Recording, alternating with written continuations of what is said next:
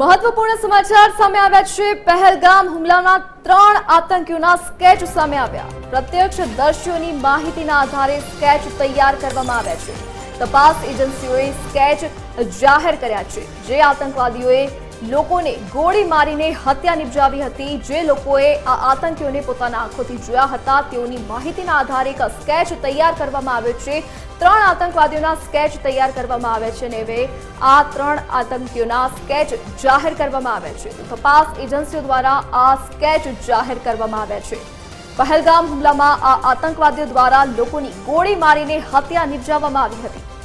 પ્રત્યક્ષદર્શીઓની માહિતીના આધારે આ સ્કેચ તૈયાર કરવામાં આવ્યા છે અને હવે તપાસ એજન્સીઓ આ લોકોને શોધી રહી છે। તેઓના સ્કેચ પણ જાહેર કર્યા છે। તો પહેલગામ હુમલામાં 26 લોકોના મોત થયા હતા। ગોળી મારીને હત્યા નિપજાવવામાં આવી હતી।